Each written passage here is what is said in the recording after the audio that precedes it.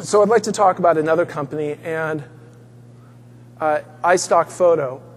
And like Threadless, iStock Photo was formed around 2000. And like Threadless, it was formed accidentally. And I want to get back to this idea of it coming up organically.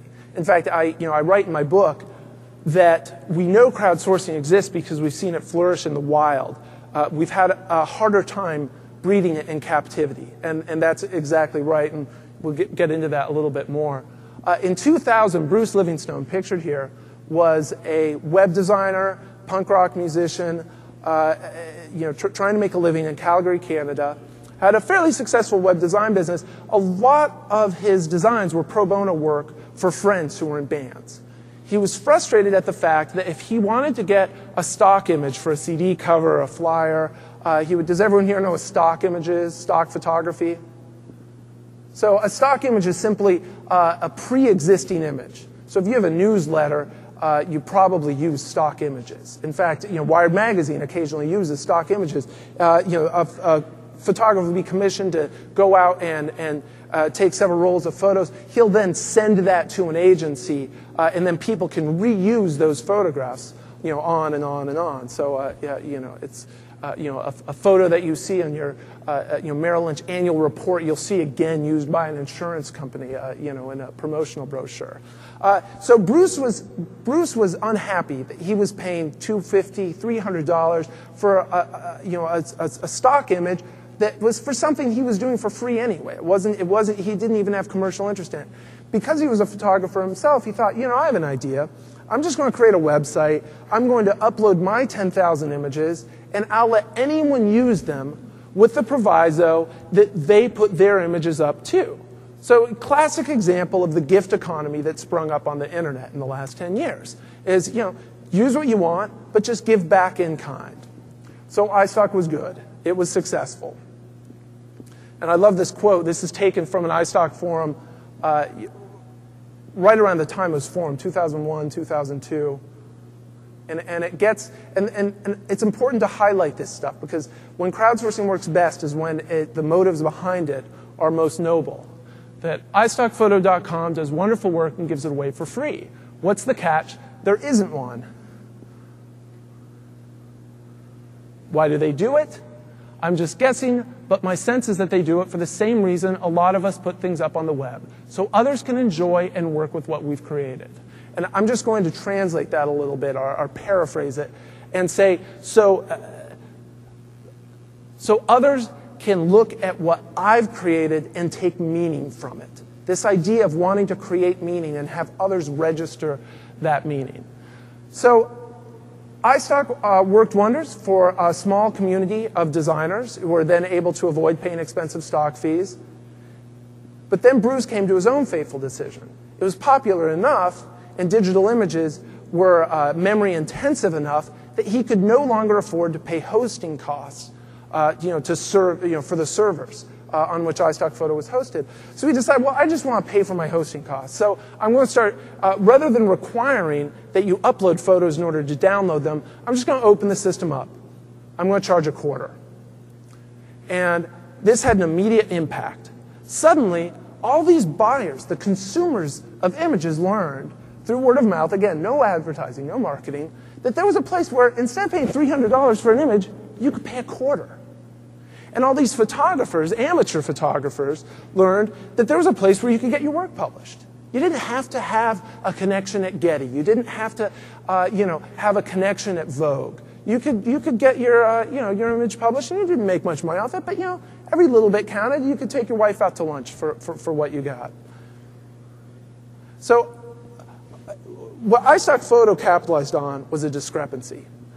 What happened, let's call it the Photoshop revolution for lack of a better term, was that over the last 10 years, the decent digital image, I won't say the great, not the Picasso of photography, but the decent digital image went from being a scarce resource to an abundant resource. And to make my point, I want to ask you, one of these photos is licensed for 25 cents. Or I'm sorry, it was actually iStock Photos price is $1. The other one for 300. And I want you guys to vote which one costs 300 and which one costs $1. Is it A? Which one costs 300? A? Who's got hands for A? Okay, who's got hands for B? Leaning towards B, but I think I counted about 100 A's. You know what? Honestly, I forget. Isn't that shameful?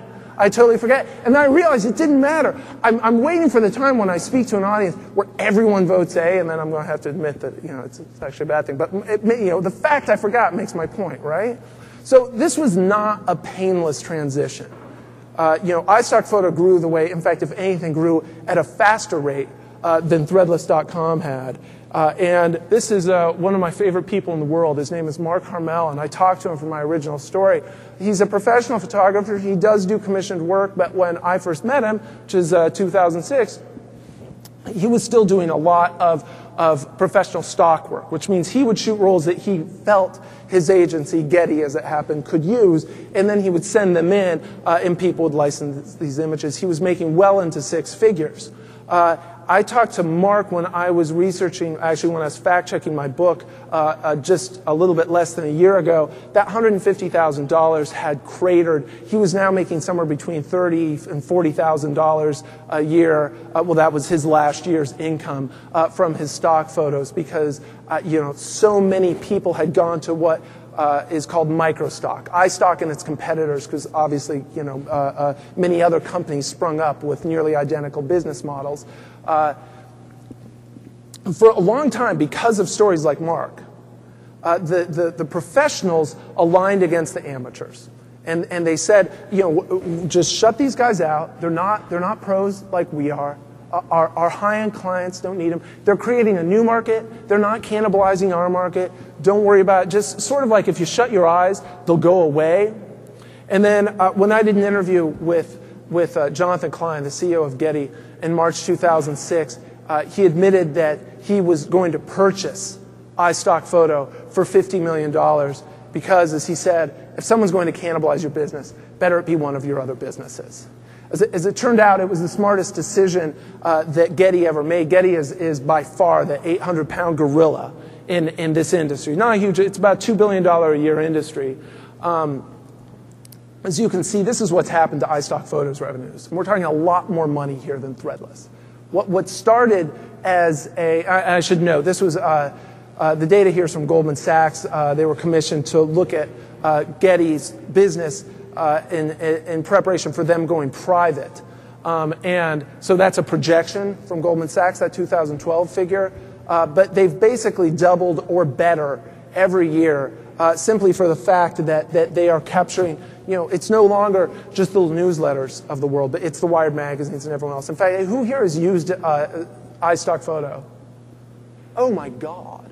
All right. I'm going to have to, yeah, I'm amazed. So there it is. There's a testament to how popular they've become. And